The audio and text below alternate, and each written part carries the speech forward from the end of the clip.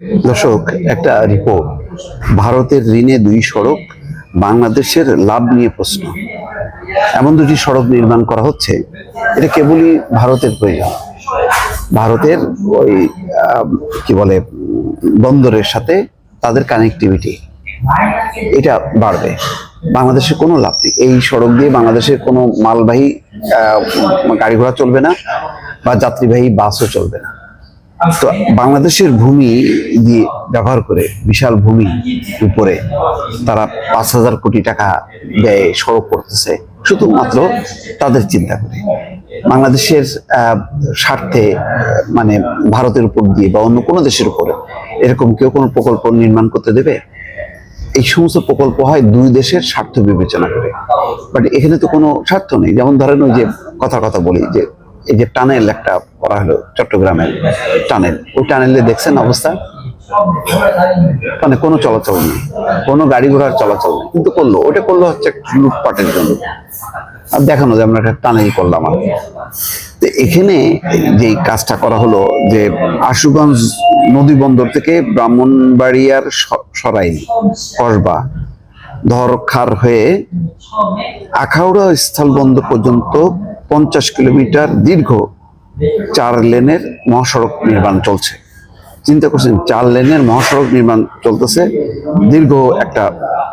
এটা কেন, সেই প্রশ্নটা সামনে এসছে। ভারতীয় ঋণে আশুগঞ্জ নদীবন্দর থেকে ব্রাহ্মণবাড়িয়ার সরাইল, কসবা, ধরখার হয়ে আখাউড়া স্থলবন্দর পর্যন্ত 50 কিলোমিটার দীর্ঘ 4 লেনের মহাসড়ক নির্মাণের কাজ চলছে। 5,791 কোটি টাকা ব্যয় নির্মাণাধীন এই রাস্তা ভারতের ত্রিপুরার আগরতলাকে আশুগঞ্জ নৌবন্দরের সঙ্গে সংযুক্ত করবে ত্রিপুরার আগরতলাকে। এখানে আমাদের কি, এই মহাসড়ক আমাদের কি কাজে লাগবে? কিন্তু আমাদের ভূমিটা কিন্তু ব্যবহার হচ্ছে। এই 50 কিলোমিটার রাস্তার জন্য কম পরিমাণ ভূমি, কিন্তু প্রচুর ভূমি চলে যাচ্ছে। আচ্ছা, এছাড়া 7,188 কোটি টাকায় কুমিল্লার ময়নামতি থেকে ধরখার সড়কও 4 লেনে উন্নীত করা হবে ভারতীয় ঋণে। এতে চট্টগ্রাম বন্দরে খালাস করা পণ্য ত্রিপুরা এবং আসামে পরিবহন সহজ হবে। 12,979 কোটি টাকার এই দুই সড়কে ভারতের ফায়দা হলেও বাংলাদেশে কি লাভ, এই প্রশ্নটা উঠছে সামনে। প্রায় 13,000 কোটি টাকা খরচ হবে এই দুইটি সড়ক নির্মাণে। এতে বাংলাদেশের কি ফলাফল হবে? বাংলাদেশের এই সড়কে বাংলাদেশের ব্যবহারটা কি, এর কোনো জবাব নেই। সড়ক ও জনপথ অধিদপ্তরের কর্মকর্তারা বলছেন, মহাসড়ক দুটি 4 লেনে উন্নীত হলে আগরতলার বাণিজ্য বাড়বে, সিলেট ও চট্টগ্রামের যোগাযোগ সহজ হবে, বাংলাদেশ ও ভারত দুই দেশই লাভবান হবে। সড়ক পরিবহন ও সেতু মন্ত্রণালয়ের উপদেষ্টা ফাউজুল কবির সমকালকে বলেন, কেন এই মহাসড়ক প্রকল্প অনুমোদন করা হয়েছিল, বাংলাদেশের আদৌ লাভ হবে কিনা খতিয়ে দেখা হবে।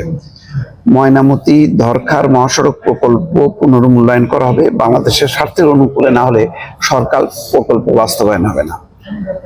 এটা মাঝখানে বন্ধ হয়ে গেছিল। সমস্ত 5ই আগস্ট সরকার পরিবর্তনের পর এখানকার ঠিকাদাররা, শ্রমিকরা সব ইন্ডিয়ান, এরা সব ভেঙে গেছিল। এখন আবার এই ডিসেম্বর থেকে কাজ শুরু হয়েছে। কিন্তু ওই যে প্রশ্নটা কিন্তু থেকে গেল যে এই বিপুল পরিমাণ ব্যয়ে বাংলাদেশের মানে ব্যবহারটা কতটুকু হবে।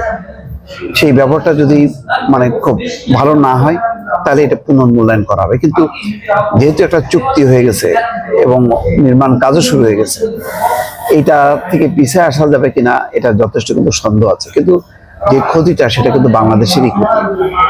শেখ হাসিনা এইভাবে ভারতের অনুকূলে, ভারতের স্বার্থে, ভারতের পূর্বাঞ্চলীয় রাজ্যগুলো যাতে বাংলাদেশের আশুগঞ্জ নৌবন্দর, চট্টগ্রাম বন্দর, এই দুই বন্দর ব্যবহার করতে পারে, এই বন্দর দিয়ে যাতে তাদের মালামালগুলো ওই ত্রিপুরা বা অন্যান্য 7 সিস্টার তারা যদি ব্যবহার করতে পারে, সেই সুবিধাটা করে দিছে। এটা হলো ভারত তার নিজের স্বার্থে। এখানে বাংলাদেশের কোনো স্বার্থ, বাংলাদেশের কি লাভ হবে না হবে, এগুলো কিন্তু দেখা হয়নি। দর্শক, ভালো থাকবেন।